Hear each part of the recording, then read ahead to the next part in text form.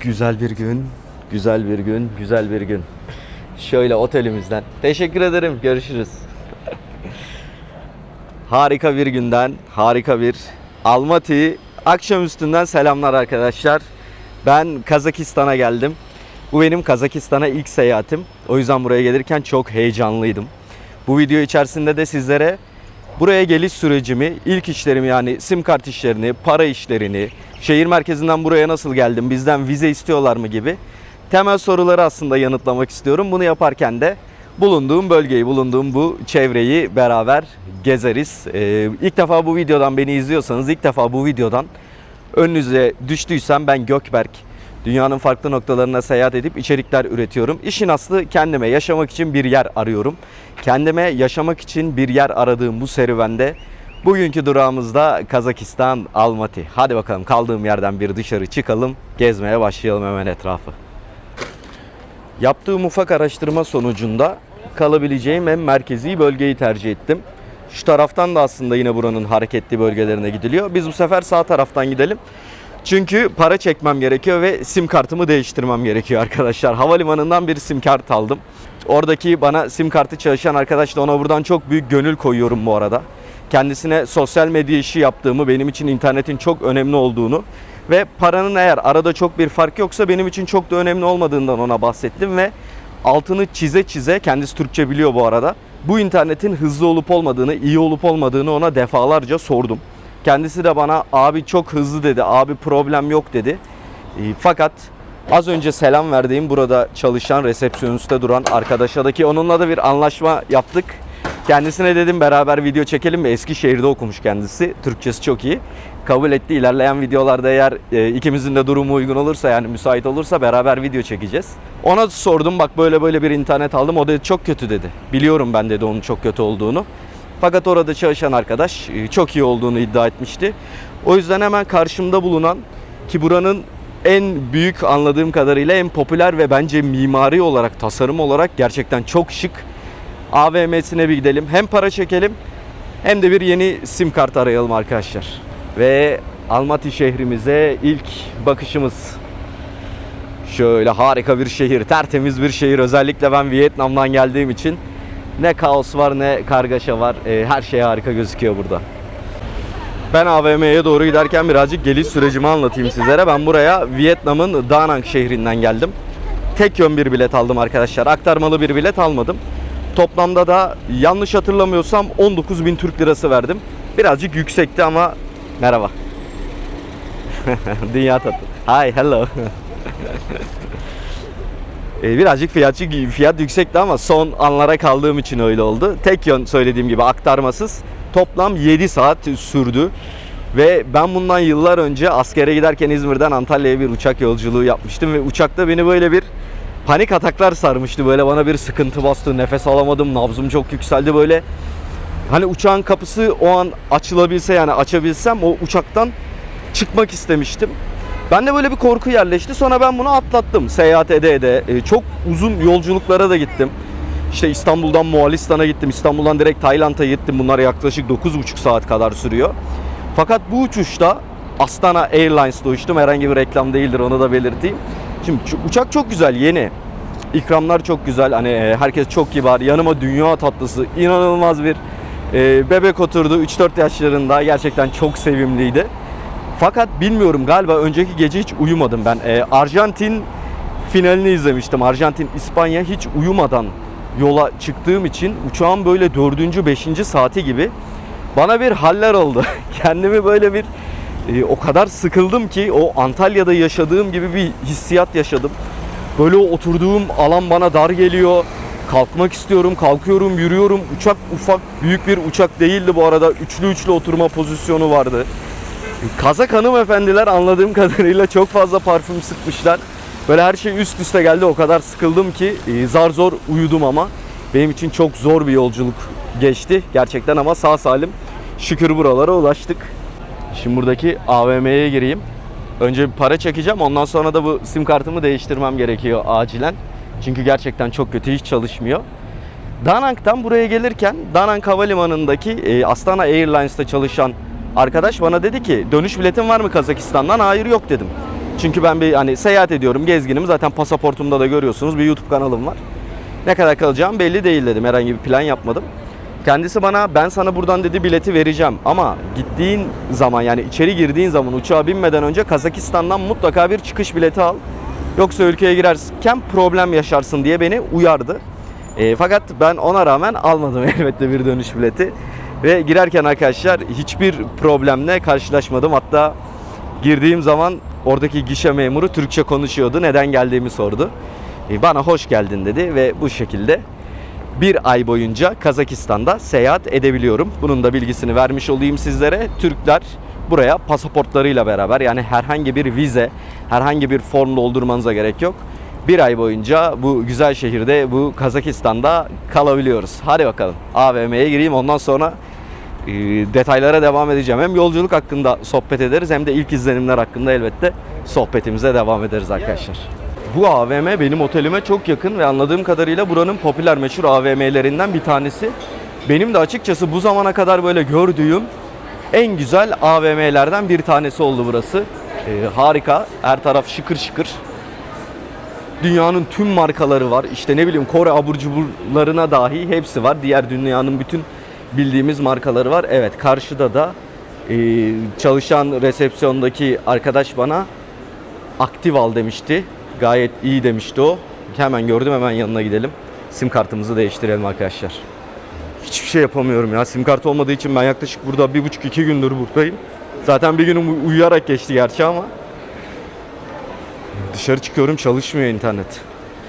Çok sinir bozucu. Yapacak bir şey yok, değiştireceğiz. İnternetimi problemsiz bir şekilde aldım. Yalnız pasaportunuzun yanınızda olması gerekiyor. Pasaportunuzu getirmeyi unutmayın. Marka da şurası. Çok güzel, beraber sim kart işini halletmiş olduk. Benim havalimanından almış olduğum Belize gibi bir şeydi. Havalimanında indikten sonra göreceksiniz. Sarı bir tabelası var. Hatta şu anda ekranlara geliyordur. Sakın oradan almayın arkadaşlar. Hem çok yüksek fiyatı. Hadi fiyatını da geçtim. Tamam, arada çok bir fark yok. 200 lira bir fark var ama çalışmıyor. Yani çalışmayan şeye niye boş yere para verelim ve sinir sistemimizi böyle ufak tefek şeylerle kızdıralım. Bu arada 100 GB'mış internet arkadaşlar. Bir ay boyunca geçerli. Toplamda da 4000 tengri ödedim. Yani 4000 Kazakistan parası. Para hakkında da bilgileri vereceğim. Çok basit hesaplaması.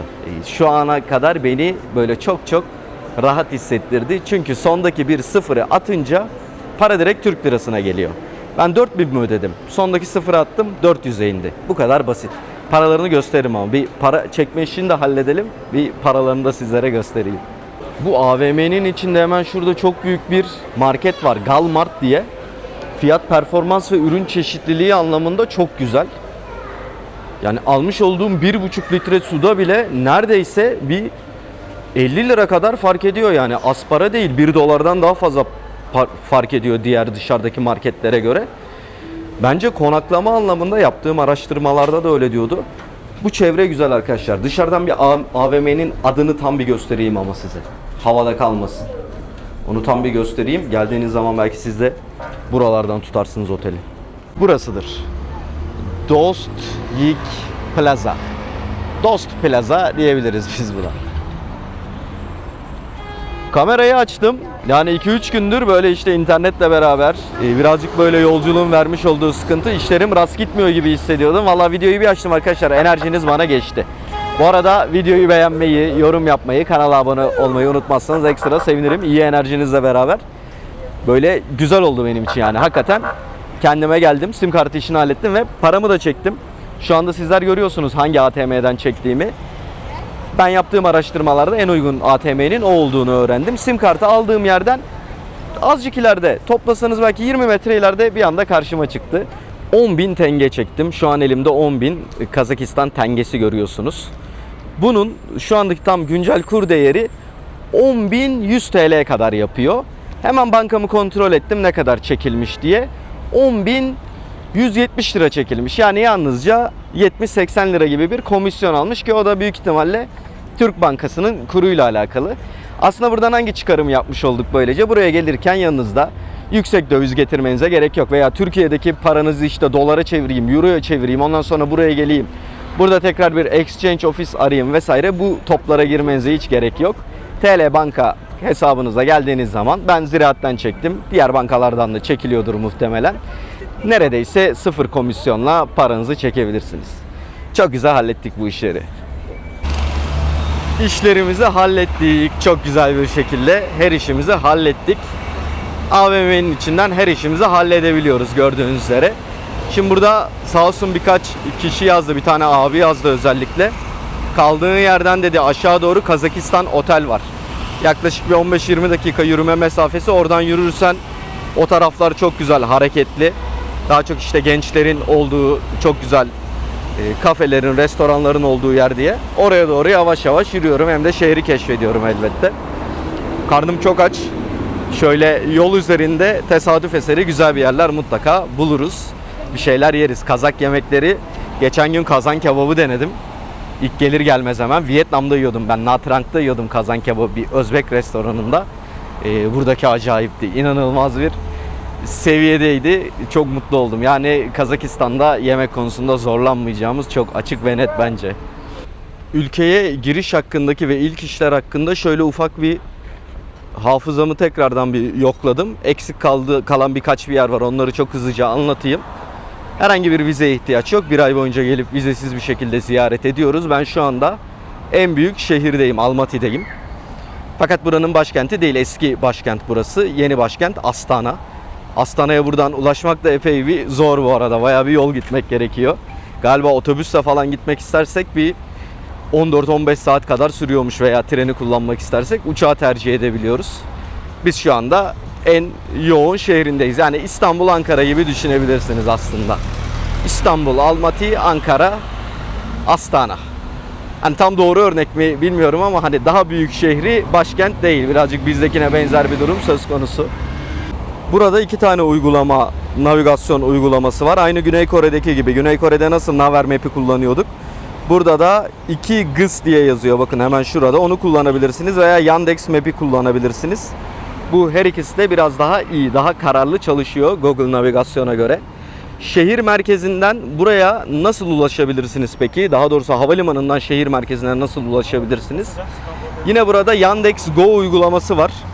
Taksi çağırabilirsiniz oradan. Yine bir örnekle gidelim. Güneydoğu Asya'da kullandığımız işte Vietnam'da, Tayland'da nasıl GrabBolt kullanıyorduk?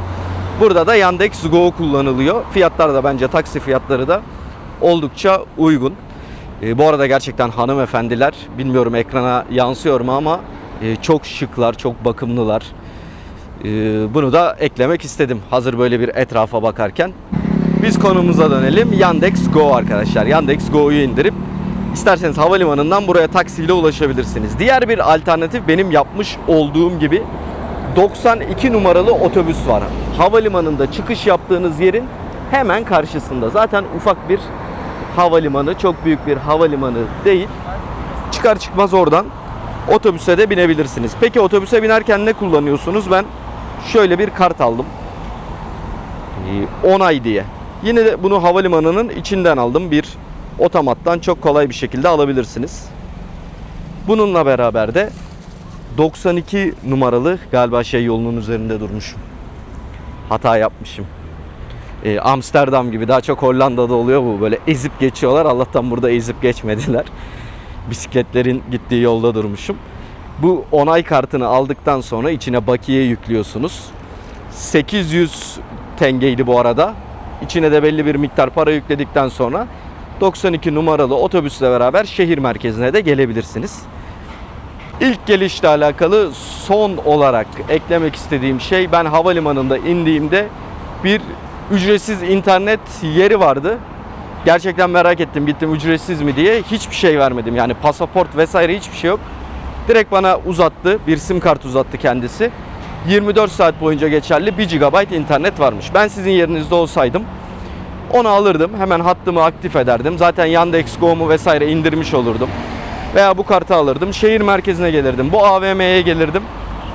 Hemen burada işlerimi hallederdim, işte sim kartımı, para çekmemi aynı benim yaptığım gibi. Ondan sonra zaten Kazakistan'ı keşfetmeye hazırsınız anlamına geliyor. Yani benim ilk geliş için anlatmak istediklerim bu kadar. Birazcık Kazakistan hakkında artık konuşabiliriz, bahsedebiliriz. Ben bu arada yürümeye devam ediyorum. Acaba 10 saniyede ben buradan karşıya geçebilir miyim? 4 saniye, 2 saniye, birazcık koşacağız. Evet, başardık. Bunlar da çok yaygın burada. Herkes bunlardan kiralıyor. Aslında ben de bunların nasıl kiralandığını bir öğrensem güzel olur. Bolt diyor. Tamam, Bolt'u biliyoruz zaten. Jet diyor.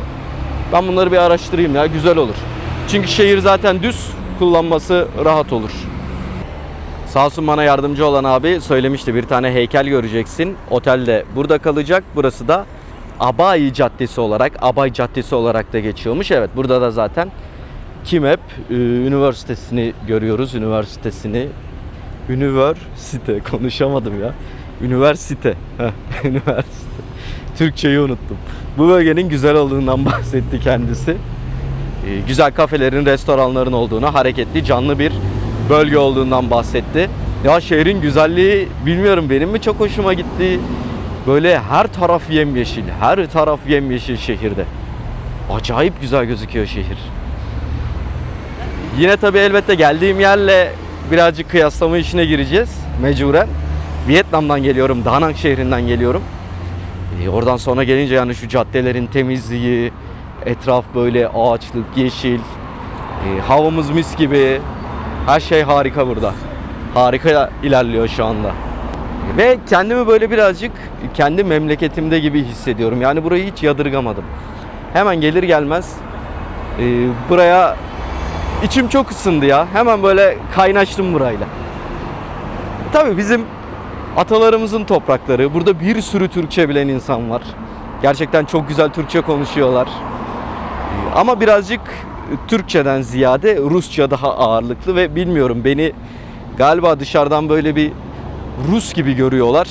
Bana böyle bir anda çok hızlı bir şekilde Rusça konuşmaya başlıyorlar. Çünkü burada günlük konuşma dili Rusça. Rusça oldukça yaygın. Ben de suratlarına bakıyorum. Anlamadığımı hemen belirtiyorum. Ondan sonra bir Türkçe selam veriyorum. Kimi Türkçe karşılık veriyor, kimi de Türkçe bilmiyor. Karşı tarafa geçelim. Karşı taraf güzel gözüküyor. Birazcık doğaçlama gezmeye devam ediyoruz. Ben de aynı sizler gibi şehri, ülkeyi tanımaya çalışıyorum. Siz şu an ekran başında ne hissediyorsanız aynı şeyleri ben de burada hissediyorum. Birazcık Kazakistan hakkında konuşalım. Dünyanın en büyük 9. ülkesi arkadaşlar şu anda bulunduğumuz Kazakistan, yüz ölçümü olarak Batı Avrupa kadar geniş bir alana yayılıyormuş. Denize kıyısı olmayan dünyadaki en büyük ülkeymiş. Kazakistan'ın denize herhangi bir kıyısı yok. Nüfus yaklaşık 20 milyon. Aslında bu kadar büyük bir yüz ölçümünden daha fazla bir nüfus bekleyebilirdik. Fakat 20 milyonluk bir nüfusu var. Geniş topraklarına kıyasla nüfusu oldukça seyrek. Diller, dil konusu önemli. Resmi dil Kazakça. Ayrıca ülkede Rusça da yaygın olarak konuşuluyor ve resmi kurumlarda kullanılıyor arkadaşlar. Yani eğer iyi bir Rusça'ya sahipseniz buraya geldiğinizde hiçbir zorluk çekeceğinizi düşünmüyorum. Hemen hemen herkes Rusça konuşuyor burada. Şimdi biz para çektik aslında burada ama nakit paraya çok da ihtiyacımız yok. Neden? Çünkü kartla ve QR ödeme ile konusunda Kazakistan acayip ileri bir seviyede. Burada neredeyse hiç kimse nakit kullanmıyor. Yani gittiğiniz her yerde kart geçerli. Kart günlük hayatın normal akışı içinde tamamen kullanılıyor. Bu da aslında bence güzel, büyük bir avantaj burası için. Yani buraya geldiğiniz zaman yurt dışında geçerli olan kredi kartınızla, banka kartınızla çok rahat gezebilirsiniz. Neredeyse nakite hiç ihtiyacınız olmadan. Şehrin bazı bölümlerinde şu şekilde su kanalları var. Bunu şehrin farklı yerlerinde de gördüm. Daha önce de okumuştum gelmeden. Sebebini bilmemekle beraber bence Güney Kore'de gördüğümüz olayın aynısı. Yani aslında Hanok mimari yapısının bir benzeri burada da var. Şehir yazları özellikle çok sıcak olduğu için serinlemesi adına anladığım kadarıyla bu şekilde böyle kanallar açmışlar. Dünyanın hangi coğrafyasına gidersek gidelim arkadaşlar, aklın yolu bir. Aklın yolu bir oluyor. İşte şehirde bu şekilde serinlememiz için kanallar var diye tahmin ediyorum. Eğer başka bir sebebi varsa yorumlara yazabilirsiniz. Hepimiz öğrenmiş oluruz böylece. İnsanlar köpeklerini gezdiriyor. Zaten yeşillik olmazsa olmaz. Ben buraya gelirken birazcık burayı böyle acaba Moğolistan'a benziyor mu, Ulanbator'a benziyor mu diye düşünmüştüm. Geçen sene de Moğolistan'ı ziyaret etmiştim. Bence alakası yok. Yani hiç alakası yok. Elbette bu şehrin dışına çıkmadım. Belki şehrin dışı o bozkır kısmı mutlaka benziyordur. Bir hiçlik vardır orada da diye düşünüyorum ama şehir merkezlerini eğer karşılaştırırsak yani Ulanbator'la Almaty'yi arasında dağlar kadar fark var arkadaşlar. Almaty çok çok çok daha güzel, çok çok daha modern bir şehir. Kesinlikle. Yani Ulanbator asla böyle bir yer değildi. Veya yol veriyorlar. Trafik kurallarına çok uyuyorlar. Gürültü neredeyse hiç yok. Trafik gürültüsü. Çok sessiz, sakin, kendi halinde. Şöyle yeşilliklerin arasında bir yer burası. Şimdi şöyle bir yerler gördüm. Bir bakalım burada acaba bize uygun bir şeyler satılıyor mu? Gerçi burada her şey bize uygun. Hani gönül rahatlığıyla her şeyi yiyebiliriz ama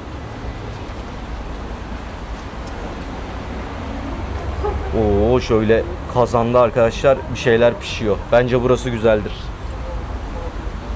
Oturalım buraya. Tamamen tesadüf eseri bu arada. Ayran da var galiba. Hiçbir araştırma yapmadım.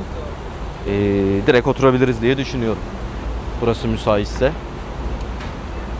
Bu hissiyat çok güzel ya. Bu hissiyat çok güzel işte.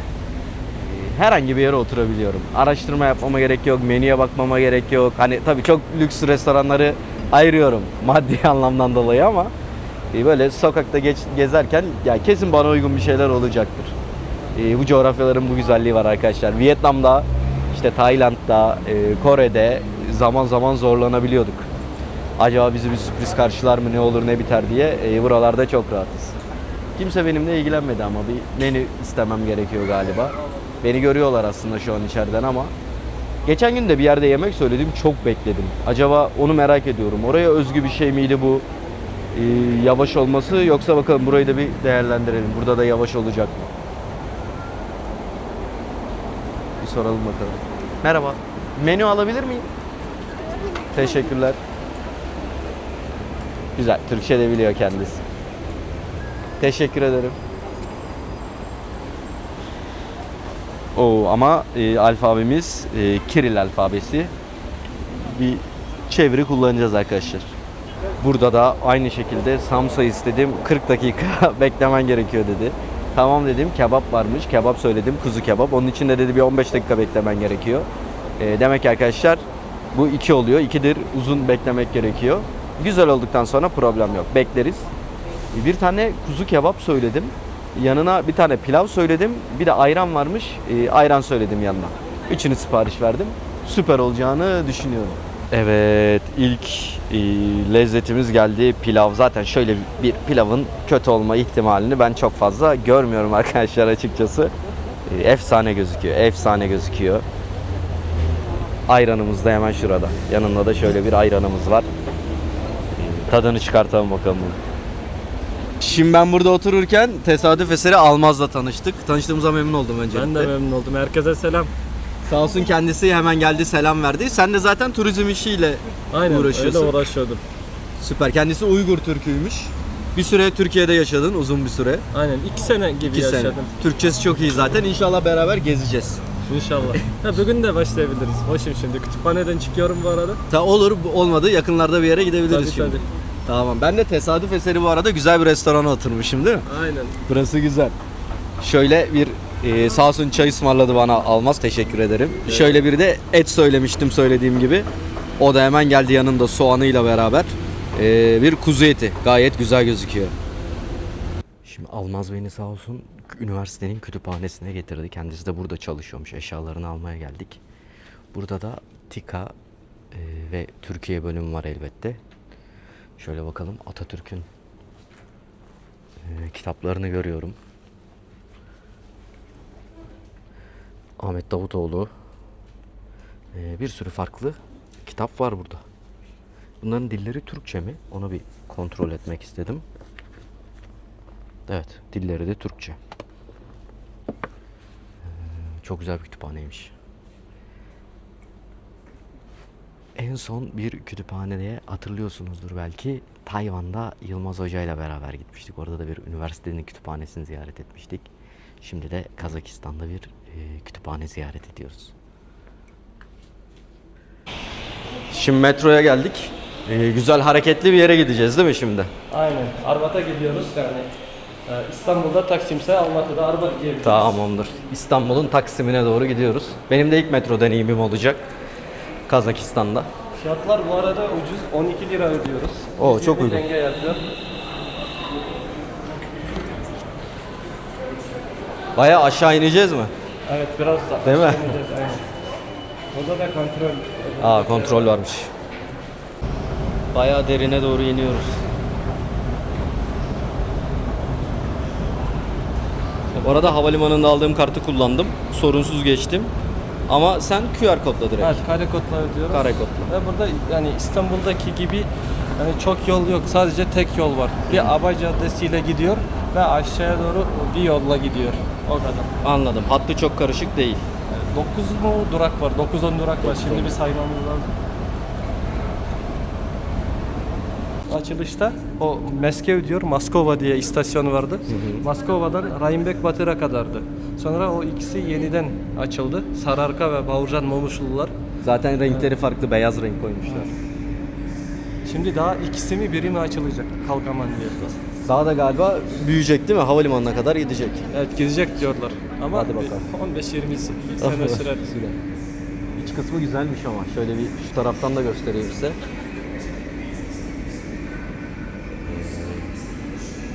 Gayet güzel, modern bir metro. Bir yandan oraları kapattı bölgeleri. Evet. Kapattı. Bir yandan düşmüştü. Ve orada maalesef vefat etti geçen sene. Ha. Evet, o yüzden şimdi öyle kapattı. Öyle kapatma kararını verdi. O tarafı kapattılar. Evet. Evet, geldik. Aynen. Şimdi nereye geldik? Arbat'a geldik. Tam aşağıda Arbat. Buradan başlıyor aslında. Aşağı tarafı daha kalabalık. Herkes orada toplanıyor. O tarafa gidiyorlar. Aynen. Biz nereye doğru gidelim? Aşağı doğru gidiyoruz. Tamam, burada şarkıcılar var, sanatçılar. Burası herhalde böyle gençlerin geldiği, takıldığı. Aynen. Sen Türkiye'de 2 yıl kaldın. Aynen. Orayla biraz burayı böyle karşılaştırmanı istesem senden. Ya işte iki taraf da güzel. İki taraf da karışık. Her yer iyi ama kime göre? Bazıları modern bir yaşamı seviyorlar. Bazıları bir sakin bir yaşamı istiyorlar. Dediğim gibi Almatı'nın iki sıkıntısı var. O iki sıkıntıyı halletsek Almatı böyle bir cennet olacak. Birisi de hava biraz kirli oluyor. Onu çözsek ve biraz trafik var bizde. Trafik ve hava var. kirliliği. Evet. Mesela ben Antalya'da kaldığımda havası güzeldi. Deniz kenarındaydı. Ve sadece 2 milyon insan yaşıyor. Nüfusu 2 milyon. Bizim Almatı'nın da 2-3 milyon nüfusu vardır. Biraz kalabalık geliyor. Belki o yüzden biraz trafik vardır diye düşünüyorum. Trafik ve hava kirliliği dışında ki şu anda hava kirli değil. Ben temiz Şimdi dönemine evet, denk o kadar geldim. kirli değil evet. Kışın bazen oluyor. Dağları göremiyoruz. Sonra burada herkes diyor. Şeylerde ışıklarda kuralları herkes kurallarla yaşıyor. Türkiye'de biraz onu göremedik. Evet, Çünkü burada herkes uyuyor. yayalarda sana yol vermiyor. Burada yayalardan yani sağlam bir şekilde geçebilirsin. Orada maalesef öyle bir sistem yok ve burada yaşadım. 24 senede kaza yapmamıştım. Türkiye'ye gittim 2 defa kaza yaptım. Vallahi. Biri Antalya'da biri Konya'da oldu. Geçmiş olsun. Ciddi kazalar değildi değil mi? O kadar ciddi değil İyi. ama kaza oldu. Eskiden burada öyle olmamıştı. Öyle olmazdı diyorsun. Aynen. Tam dediğin gibi İstiklal Caddesi gibi. Müzik yapan insanlar var. Bir sürü kafe görüyorum şu anda, restoranlar. Sinema var. Sonra resimciler olması lazımdı. Resim satan. Şimdi bakalım var mı yok mu?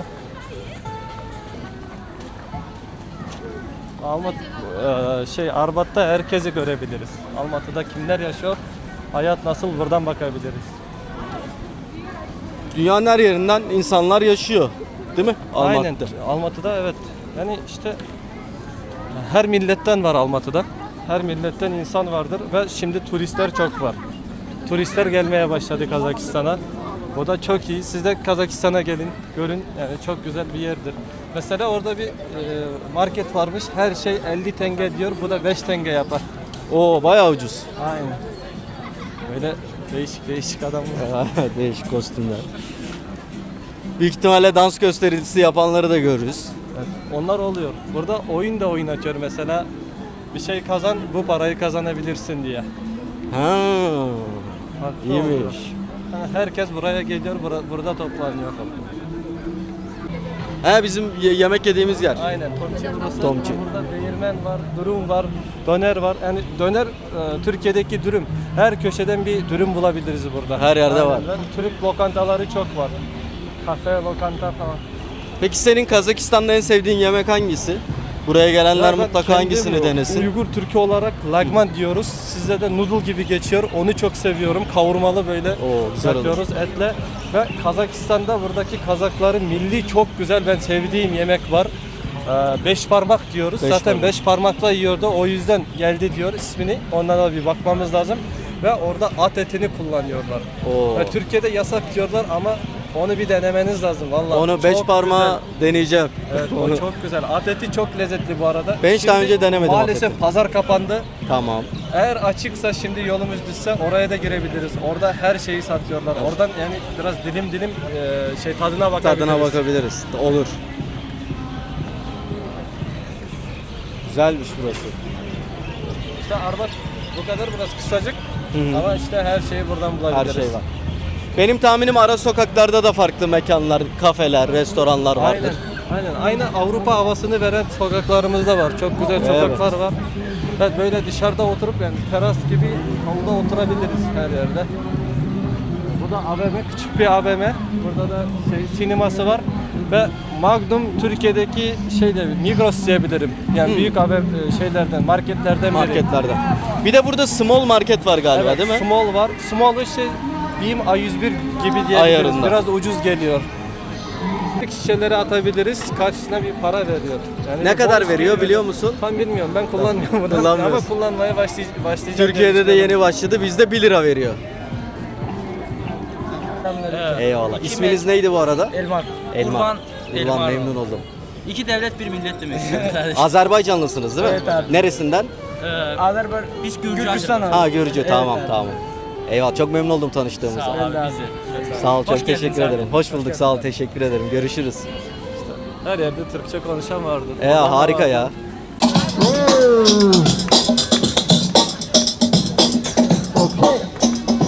Ney? Kurut. Yok. Deneme. Denemedim. Şimdi bir bakalım. Kahvaltısı. Є kurut polavı. Перевод pembe. İşte böyle biz Türkiye'de IBAN'la para yapsak biz burada numarasını yazıyoruz direkt oraya ödüyoruz. Direkt oraya. Böyle yoksa kare kodla da yapabiliriz. Şimdi kaç tane alalım? Normal kurtlar mı? Parayı direkt telefon numarası üzerinden yolluyorlar. QR kod. Onu da Brevin. Sen bir tane alabilir. Ben bir tane aynen tadına 100 bakayım. tengeymiş 10 TL. Bir tanesi yeterli.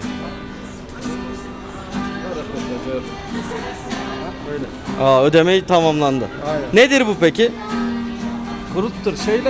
Tuzla sütü karıştırıyor. Tamam. Bildiğin kadar sütü biraz acıtıyorlar. Sonra bir askıya asıyorlar. İçindeki nem suları hepsi aşağı iniyor. Sonra tuzla karıştırıp kurutuyor. Oo ilginç. Aynen. Bakalım. Çok sert. Aynen. Sert olması lazım. Biraz tuzlu oluyor. Sana bir şey diyeyim benim dişim kırılacak. Ben hafif eme yumuşatayım bunu. Aynen öyle. Güzel ama çok tuzlu. Aynen tuzlu oluyor. Hı hı. Yerli snack diyebiliriz. Aynen. Hikaye duydum. Zamanında o Ahıska Türkleri var. Başka da Kırım Tatarları var. Sovyet zamanında 92-93'lerde bence o 2. Dünya Savaşı zamanında sürgün ettiler her tarafa. Ve bir kısmı Orta Asya'ya geldi. Orta Asya bu Kazakistan, Kırgızistan taraflarına geldi. O zamanlar yani onlar trenden giderken bazıları trende vefat etmişler. Allah rahmet eylesin. Ve diğer tarafı da bu Kazakistan'a gelmişler. ve onları ölecek sanmışlar. Ve arasında bir sınır gibi mi? Bir filmden izlemiştim. Böyle bu kurt sert bir şeydir. Bir şeyler atmaya başlamışlar bizim yerli Kazaklar. Onlar da anlamamış. Bize taş mı atıyor, sert bir şey atıyor diye. Aslında bu kurt bir sinek dediğim gibi onları aç kalmasın diye bunu atmışlar. Adamlar da oradan gelen bunu yemişler. Yani dediğim gibi Kazaklar çok misafirperverlerdir. Öyle hayatta kalmışlar ve bir sürü Ahıska Türkleri burada yaşıyor. Kazakistan'da. Çok sert ama. Çok Kırılabilir. sert. Vallahi diş kırar bu. Bir arkadaşım var, yemişti, kırılmıştı. Aynen, sonra diş doktoruna gitmişti. 5-6 bin tenge yapıyor, 500-600 TL yapıyor. Çiçek mangal mesela. Türk Aynen. Bu da bisiklet yolu. Şimdi biraz Avrupalaşma derken çok iyi aslında bisiklet yolu. Skuterler vardı, biraz şimdi kurallar değişti ama adamlar bisikletle gezebilir, yani işe Avrupa'daki gibi gidebilir. Aynen. Şurada bir kahve içelim mi? Sana bir kahve ısmarlayayım mı? Buradan ben daha güzel mekan var orada. Tamam, Oradan daha güzel yer içebiliriz. varsa oraya gidelim, tamam. Çünkü burada o kadar çok şey yok ya. Güzel manzaralı. Doğru, hareket yok burada. Ben zannettik herhalde ben Bodrum'da tatil Ha. için oradayım. 2-3 gün o Dediğim gibi her yerde Türk nüfusu var. yerde. Belki otelleri çalışıyor, restoran var yanımızda. Giriş yapalım. Şimdi 28 Panfilivciler Parkı'na gidiyoruz. Geldik aslında. Şimdi o giriş kapısından gireceğiz. 28 Panfilivciler Parkı'na giriş yapıyoruz. Buradan direkt görebiliriz. Burası şimdi turistik bir yer oldu. Güzel bir park. Yerliler burada geziyor. Turistler geliyorlar, görüyorlar. Ve burada 2. Dünya Savaşı'nda kullanılan silahları görebiliriz. Ve bu da bizim Baujan Momuşulu.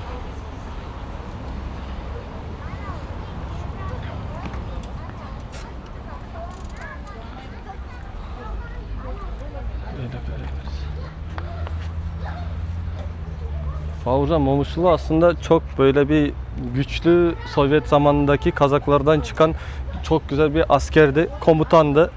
Çok savaşları var ve çok savaşlarda, yani biz Almanlarla savaşta o zamanlar çok savaşları zaferle bitirdi. Çok zaferli. Çocuklar geziyor. Tam çocuklar için Aynen, şimdi yerliler de geliyor, çocuk geliyor arkamızdan.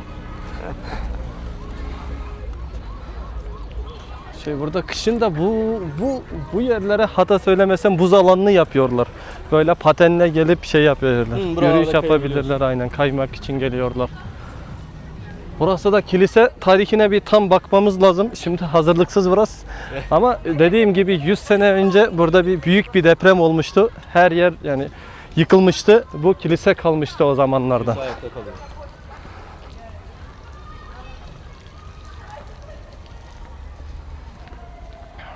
Her yerde dondurma, su satan.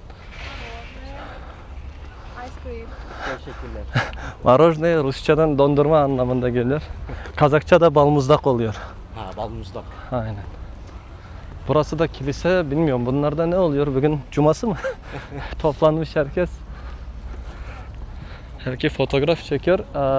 Aslında şimdi kapandı mı bir bakmam lazım. Büyük ihtimal evet kapandı, çünkü saat 6'ya kadar açıkmış. Evet. Her gün saat 7'den 6'ya kadar açık. İçi çok güzel. Ben Kazakistan'dayken hiç kiliseye girmemiştim. İlk İstanbul'a 2022'de gezmeye gittim. Orada Türk arkadaşımla ilk defa o Taksim tarafındaki ne diyordu orada, var. Kız Kulesi var ve başka da kule var. Galata Kulesi tarafında bir kiliseye girmiştim. İlk defa. Sonra da gittim. Ya bizimki nasılmış diye yaptım Merak ve ettim. buraya gittim, evet. Burası da çok güzelmiş. Panfilivciler Parkı ve burada onların heykelleri var. Burada da yazıyor. Велика Россия. Sonra ne diyor? Отступать некуда. Позади Москва diyor.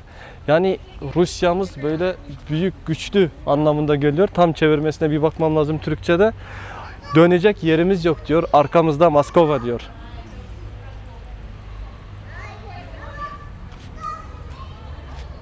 Burası 9. Mayıs'ta çok güzel oluyor. 9. Mayıs Galibiyet Günü olarak geçiyor Kazakistan'da, Rusya'da falan. 1945. yılı 9 Mayıs 2. Dünya Savaşı'nı bitirmişti. Almanya'da anlaşma yapmıştı. O üzerinden bizde Galibiyet Günü olarak geçiyor ve burada büyük paradlar oluyor. Evet, herkes buraya geliyor. Dedelerin resimlerini getiriyor. Savaşta vefat eden ve onlar da geliyor. Yani onlar kaybedebilir. Başka bilmediği yerlerde gömülebilir. Mesela benim dedem de Belarus tarafında bir yerde gömülmüş. 42'de. Öyle herkes resmi varsa resimle geliyor. Bir hatıra olarak geçiyor. Şimdi hata söylemiştim 81 sene olmuş. 81. Bir sene olmuş. Bu ateş sönmüyor değil mi? Evet, hiç sönmüyor buraya. Her zaman gelebiliriz. Sönmeyen bir ateştir.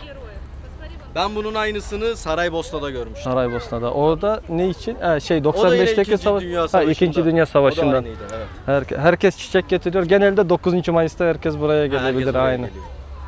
Ammalar burada oluyor. Yani genelde 2. Dünya Savaşı 39'da başlandı. 39-45 arası geçiyor. Neden 41-45 yazıyor? Çünkü Sovyetler savaşa 41'de savaşmaya başladı. 22 Haziran 1941'de Almanlar yani Rusya Sovyet tarafına basmaya, savaşta girmeye başladı. O zaman savaş başlandı. Şimdi biz Almatı'nın Pushkin Caddesi'ndeyiz. Burada bakabiliriz. Yani Pushkin kitapları var. Aslında bir Sovyet yazıcısıydı. Aslında eskiden burası böyle değildi. Şimdi buraya bir park yapmışlar. Çünkü bir 2-3 sene önce gelsek burada bir sokak vardı. Tam ben bu taraftan köye gidiyordum. Şimdi her tarafı yenileştirdi, modernleştirdi. Şöyle bakabiliriz. Işıklandırma, her şey güzel gözüküyor. Buna da biz çok mutluyuz. Her taraf çiçek, her taraf ağaç. Çok güzel. Çok güzel olmuş. Hakikaten çok güzel. Mis gibi. Zaten Almaty'de her yer tertemiz ya. Aynen. Yani temiz çok şey. temizdir. Her yer kontrolde. İşte bakabiliriz. Bu da Ortalık Cami diyor. Almatı'nın Ortalık Camisi olarak geçiyor. Büyüktür. Gördüğümüz gibi o tarafında güzel bir parkımız var. Bu tarafı da cami.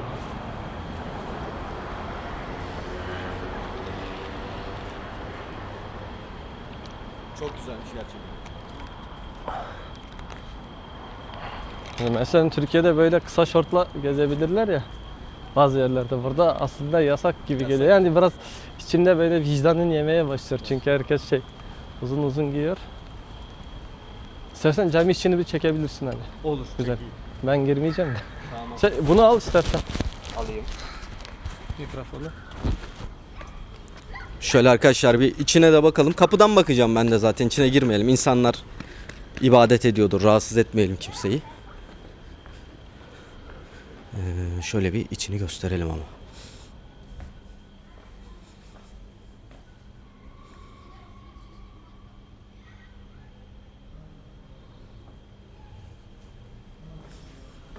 Çok güzelmiş, çok güzelmiş. Bu arada tek mikrofonumuz olduğu için maalesef sohbet şeklinde ilerleyemiyoruz ama kusurumuza bakmayın. Kusurumuza bakmayın. Tek mikrofonumuz var çünkü. Burada da Arapça, Rusça ve Kazakça yazılan Kazakistan Respublikası'nın prezidenti, Kazakistan Cumhuriyeti'nin ne diyordu? Erdoğan kimdir bizde? Cumhurbaşkanı. Cumhurbaşkanı unuttum ya, kusura bakmayın. Nursultan Ebişoğlu oğlu anlamında. Nazarbayev bizde soyadlara Ayev erkeklere, Ayeva kadınlara, ya o Sovyet'ten kalan, şimdi biraz değişiyor. Bastamasымен o başlamış. Және тікелей қолдауымен салынған ve tam olarak yani bitirmeye yardım edenlerden biri 1999'da inşa edilmiş. Şil'de, 99. evet, Şil'de Temmuz ayında. Vay, ben biraz daha yeni sandım açıkçası. Yani çok güzel gözüküyor çünkü. 99 yılında çok güzel yapılmış. Şimdi şöyle arkaya çok güzel bir manzara aldık. Ortalık Cami hemen arkada. Az önce gezdiğimiz cami. Şöyle birer tane de kahve söyledik. Aynen. Afiyet olsun. Afiyet olsun. Yorulduk biraz. Güzel gezdik ama. Etrafı güzel gezdik. İnşallah daha da gezeceğiz. Tabii. İlerleyen günlerde. Aynen. Görecek Farklı çok yerler. şey var. Görecek Almatı'da. çok şey var. Bakalım. Valla çok sevdim ben burayı ya. Çok huzurlu, çok güzel bir şehir. Aynen, her yer modern böyle. Çok Aynen, güzel, aynen. tertemiz. Çok güvenli, muhteşem geçiyor şu ana kadar her şey. Almatı. Bu arada sordum Almatı nasıl söyleniyor diye. Sovyet zamanında Almata deniyormuş. Şu anda Almatı. Yani sonu ı'la söyleniyormuş. Almatı dememiz gerekiyormuş. Doğrusu öyleymiş. Almatı Kazan, biz Kepçe. Bütün Almatı'yı neredeyse yürüyerek gezdik. Bayağı bir turladık arkadaşlar. Güzel oldu, güzel ama çok yoruldum. Harika bir gün oldu benim için. şehri, ülkeyi anlamam açısından her şey çok iyi. Devam et. Hello. Merhaba. Güzel, selamımızı da aldık. Umarım videoyu izlerken en az benim kadar keyif almışsınızdır. Ben çekerken çok keyif aldım. Abone olmayı, yorum yapmayı, beğenmeyi, özellikle Kazakistan ve Almatı hakkındaki görüşlerinizi yazmayı unutmazsanız çok çok sevinirim, çok çok mutlu olurum. Bir sonraki videoda yine Kazakistan'dayız. Görüşürüz.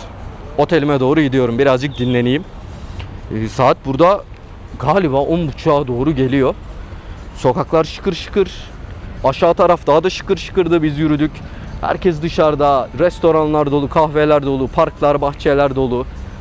Benim buraya gelirken şöyle bir korkum vardı. Korku demek ne kadar doğru bilmiyorum ama ben Vietnam'da, Japonya'da, Kore'de, Tayland'da, Tayvan'da, Hong Kong'da bu ülkeler 7/24 yaşayan ülkeler. O yüzden oraları biraz da o yüzden çok seviyorum. Gece yarısı canın sıkılsa bile dışarı çıkıp böyle bir şeyler yapabilirsin, bir şeyler bulabilirsin. Ya dedim acaba işte Kazakistan'a gittiğim zaman hayat çok erken mi bitecek? İnsanlar çok çabuk evlerine mi çekilecek diye düşündüm. Öyle değilmiş, öyle değilmiş. Her taraf dolu, her taraf hareketli. Bu yüzden ekstra hoşuma gitti burası arkadaşlar.